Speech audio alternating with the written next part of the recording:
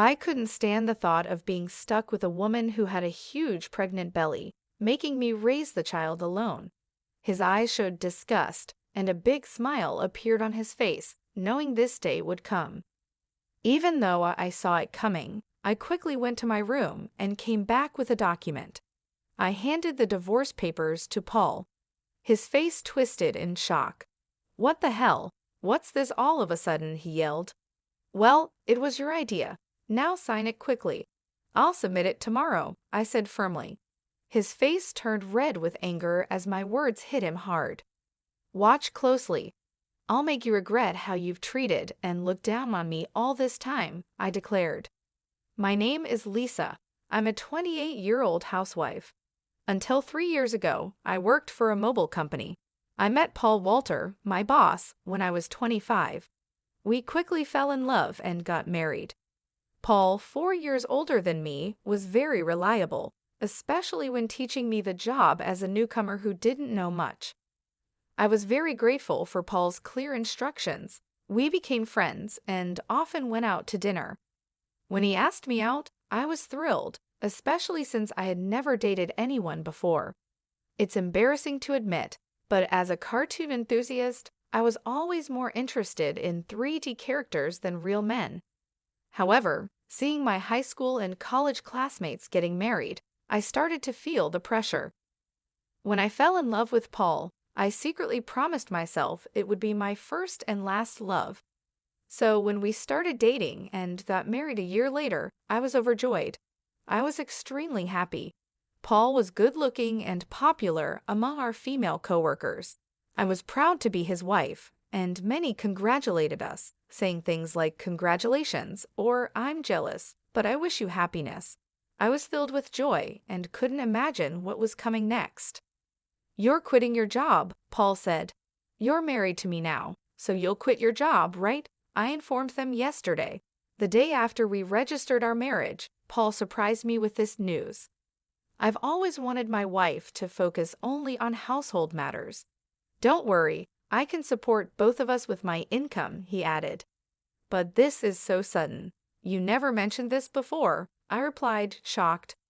Paul had never talked about me quitting my job before our marriage. I had taken my current job based on my father's recommendation, and leaving without notice wouldn't be right. I wanted to explain this, but Paul's eyes silently warned me not to argue. Instinctively, I kept quiet. "I should have told you, but it's done. Starting tomorrow, you don't need to go to work. I'll handle the handover," Paul declared. The news about starting tomorrow was so abrupt it made me feel dizzy. However, Paul's words were firm. Since he had been my boss, I couldn't oppose him. Even though I had to leave my job without a proper goodbye, I was determined to make our marriage work. Paul had entrusted me with household duties, and I wanted to meet his expectations. I worked hard at household chores, preparing meals and focusing on Paul's favorites. Although Paul ate without commenting on the taste, I longed for a word of appreciation. After quitting my job, I was no longer recognized by anyone. One day, Paul asked, "Is my jacket clean? I have an important meeting tomorrow." "Yes, of course," I replied, seeing his domineering side with some old-fashioned views. I reminded myself how lucky I was to have married him and tried to meet his expectations. With no personal income, living normally meant relying on Paul. Our relationship often felt more like that of an employer and housemaid than a husband and wife. Our married life was generally smooth until one day when I fell ill and couldn't get out of bed. I felt very tired and weak. I thought I would catch up on housework the next day. Paul entered the bedroom and angrily asked, "What are you doing? Get up and make some food," as he kicked the blanket off me. "I'm sorry, I'm feeling unwell. Can you manage something for yourself today?" I explained, hoping for understanding. Instead of nodding or comforting me, Paul frowned and said, "You don't work, yet you're lying down just because you feel a bit sick? Pathetic. Get up," and kicked me again. In disbelief, I got up from the bed. I never thought he would demand housework from his sick wife. I had never imagined he would be like this before we married. Maybe it was my fault for not seeing it, but it was too much. I found myself doing chores while tears streamed down my face. Several days passed, and my health showed no signs of improvement. Then I realized I had missed my period. Panicking, I rushed to the drugstore to buy a pregnancy test. When I tried it, the result was positive. Overjoyed, tears flowed naturally, and I decided to share the news with Paul when he returned from work, lifting my spirits instantly. The day Paul came home after midnight was the day I chose to share the news. However, when he entered, the smell of alcohol made me nauseous. His face was flushed, and he staggered as he walked. It was surprising how much he had drunk, especially without notifying me. Even though I had prepared dinner, I wanted to share the news of my pregnancy with Paul quickly. My excited emotions surged, and I told my intoxicated husband, "I haven't been to the doctor yet, so it's not confirmed," I began eagerly. However, Paul's face darkened as he responded, "A child? What have you done?" His tone was harsh and unlike anything I'd ever heard before. "I don't want a child." "Damn, this is the worst. If you're going to have it, raise it yourself," he said. His harsh words shocked me. He rudely stripped off his clothes and headed to the bathroom. It was unbelievable. I couldn't understand why he would make such irresponsible comments about our baby instead of being happy. The happiness I had felt moments ago was immediately replaced with deep sorrow. Why would he say such things? He had never mentioned not wanting children before. We hadn't even been using contraception, so I naturally thought we both wanted children. As I hung Paul's jacket and was about to take his shirt to the washroom, I noticed something else. A piece of paper had emerged from the pocket of his dress shirt. I could tell it was a receipt because of its texture. At first, I thought it was just a receipt from tonight's gathering, and I was about to throw it away, but then I saw the name of the place. "Is this a motel?" My hand holding the receipt trembled. It was indeed a motel. The shock of this discovery weighed heavily on my heart. Why doesn't Paul love me? Isn't marriage supposed to be between two people who love each other? We've only been married for just over a year. How could this be? I had been lost in imaginary romances for years, never truly engaging in a real relationship. I couldn't accept this harsh reality immediately. However, the idea of Paul cheating began to make sense, and many pieces fell into place. Had Paul been using me from the very beginning of our marriage? Was he genuinely in love with the person he was cheating with while I was just a convenient servant? All these doubts swirled in my mind. Was that why he reacted so harshly when he learned of my pregnancy? As I grappled with these thoughts, nausea set in, and I became convinced something was wrong. Yes, there's no doubt now. Perhaps the reason he made me quit my job was that his mistress worked there. Everything seemed to make sense now, as if he had married me for stability and not love. The line between reality and my imagination became blurry. Still, there was no denying the heartless words he had thrown at me after learning about my pregnancy. That day, I decided to gather evidence of Paul's infidelity. From then on, his cold behavior towards me was undeniable. It was as if he couldn't forgive me for becoming pregnant. Despite knowing that I was suffering from morning sickness, he would deliberately eat smelly foods near me and nitpick my housework, forcing me to redo tasks. My pregnant body had to endure a lot, and my heart was heavy. Despite this, I continued to investigate his affair. Paul never parted from his cell phone, even taking it with him to the bathroom, making it impossible for me to sneak a peek. When I secretly entered Paul's room, it was neat and tidy, with nothing incriminating in sight. He was meticulous at work, and his desk was always in perfect order. I realized it would be challenging to catch him off guard directly. I often checked Paul's pockets for evidence like receipts, but my investigation was difficult. I thought about hiring a detective, but didn't have the money. While I was deep in thought, I received an unexpected phone call from my father. "Hello, it's me, your dad. How are you?" he asked. Surprised by his call, considering his busy schedule, I replied, "Dad, what's going on? Aren't you busy with work?" "My employees have been doing well, so I'm not that busy," he explained. My father, the CEO of a company in France, was always a workaholic. I didn't have many childhood memories of playing with him, but I respected his dedication to his job. His unexpected call left me curious about the purpose. "So, what's happening?" I asked. My father proceeded to reveal a shocking truth. "Is that really true?" I asked in disbelief. "Yes, he's not the type to lie." "I want you to believe me," my father reassured me. Initially in shock and unable to respond, I felt a mix of anger and frustration as the pieces of the puzzle fell into place. "Thank you, Dad. I'll do my best," I told him with gratitude before hanging up the phone. My investigation was finally paying off, but the newfound knowledge also stirred up feelings of anger and frustration due to the ongoing tension between Paul and me. Paul continued to be distant even though I was pregnant. Each time he acted this way, I harbored a deep hatred towards him. Months passed, and our relationship remained strained. Eventually, an event occurred that shattered our life.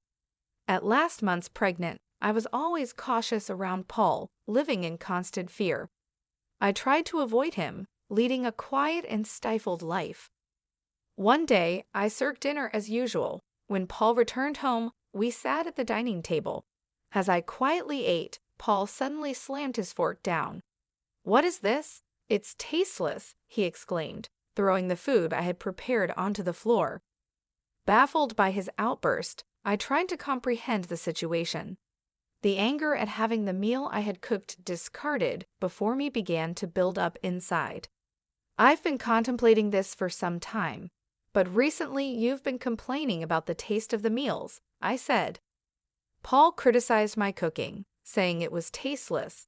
Since becoming pregnant, I had been using less seasoning to make healthier meals.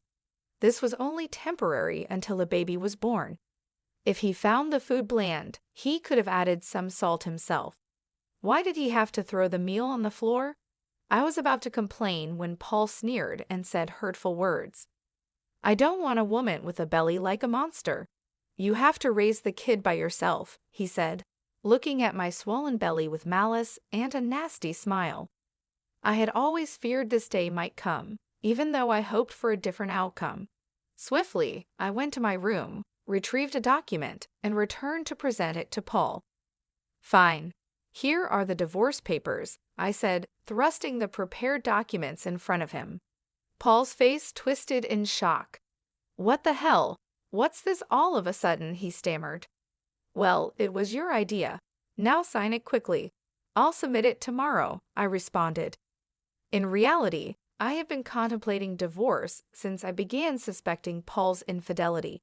However, with a child on the way, I was unsure if I could support myself. But now I had a different plan in mind. My resolve seemed to provoke Paul. His face turned red with anger. "Just watch. I will make you regret every moment you looked down on me and controlled me. Do you think you can survive without me? You have a baby to care for, and you'll regret it," he threatened. My determination was unshaken. "I'll be fine." "Don't worry about me," I assured Paul. Perhaps irritated by my confidence, he snatched the divorce papers and began to fill in the blanks. "Here you go. If this is what you wanted, it's yours," he said. "Thank you," I responded. Paul probably didn't think I would actually submit the divorce papers, as he handed them over without a fuss. The following day, I promptly submitted the divorce papers and left the house. I knew he would be surprised when he returned from work to find out. After that, I moved to my parents' home, primarily due to my father's return to the UK from France and his suggestion that I stay with them. It was the right decision at the time. I was fed up with my life with Paul and deeply thankful to my father. On the day I left our home, I received 3 calls from Paul, but I ignored all of them. Eventually, he stopped calling. It became clear that I meant very little to him. He was probably content with his mistress and might even remarry soon. I decided to move on from Paul, 5 months passed, and I had a baby who was born safely. I was now living happily with my parents and my baby. While I was enjoying this peaceful life with my family, Paul called again. I ignored his calls at first, but after several persistent attempts, I had no choice but to answer. "Hello, what do you want now?" I said, wary of his tone. "Hey, what's going on? Why were you on that show? And since when were you the daughter of a CEO with millions of dollars? I never knew that." Paul's voice boomed with surprise and anger. It turned out that Paul had seen a TV show that was broadcasted after I returned to my family home. I had received a request from a TV station thanks to my father's role as the CEO of a renowned global tech company. The show featured the lavish lifestyle of the CEO's family. Producers had come to our house and filmed our family's lifestyle. During the TV show interview, they discussed our family's wealth, mentioning a rough estimate of $25 million. I never imagined Paul would see that show, but the power of television is truly something. "Oh, by the way, I didn't tell you that I have an asset of $45 million due to an advanced inheritance. That's why I was able to divorce you." Yes, my father informed me about the inheritance, which gave me the confidence to live comfortably even after divorcing you. Upon hearing this, Paul's reaction was immediate, and he was furious. "What? That's dirty. Why didn't you tell me about this before? Half of it is mine, right? Give me the money now," he demanded.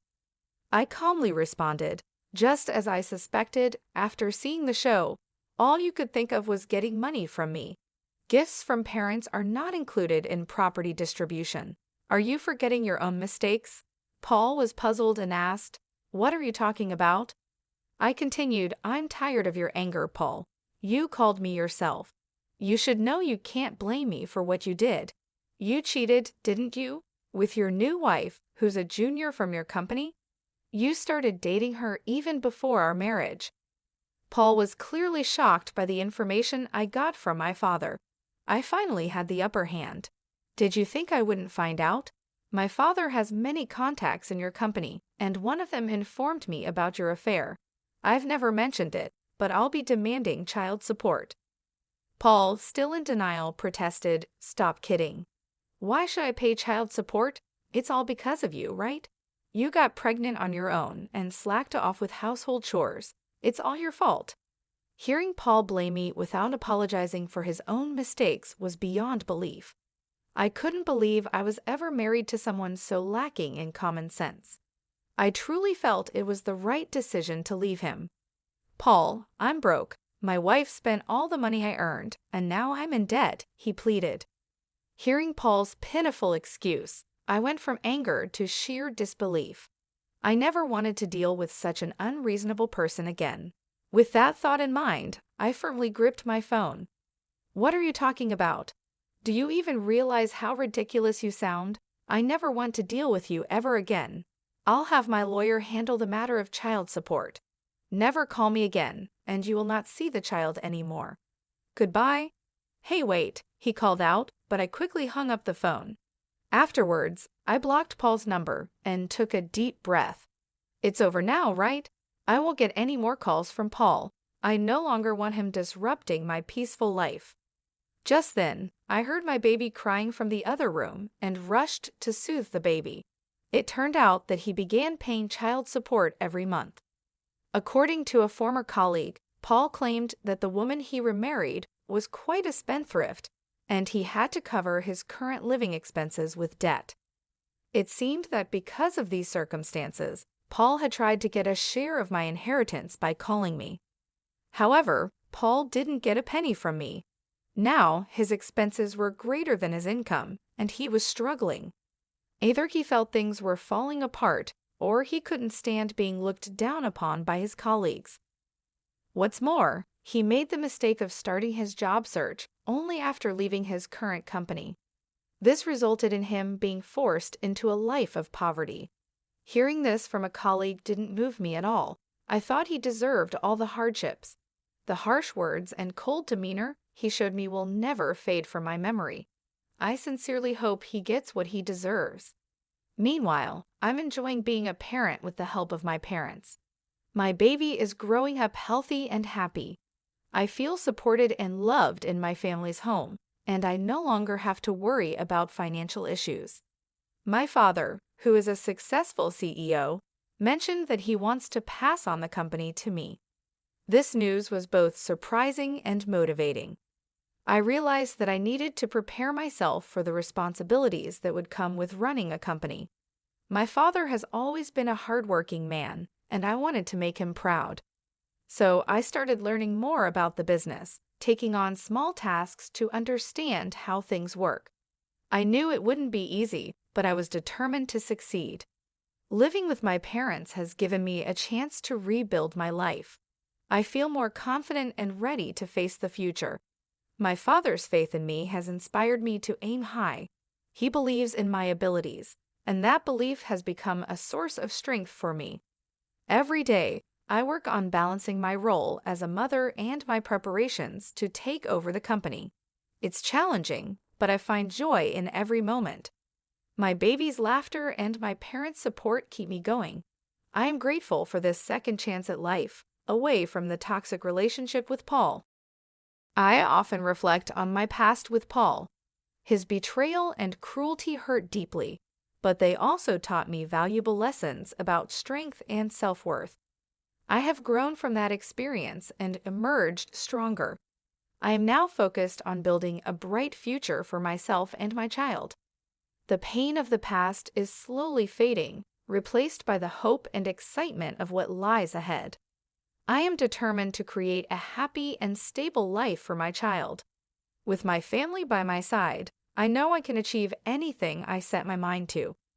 Looking back, I see that leaving Paul was the best decision I ever made. It allowed me to find myself again and to discover my true potential. I am no longer the scared, uncertain person I once was. I am a strong, capable woman ready to take on the world.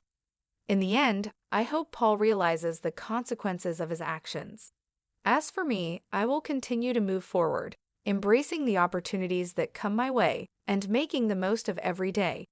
I am ready for whatever the future holds, confident in my ability to overcome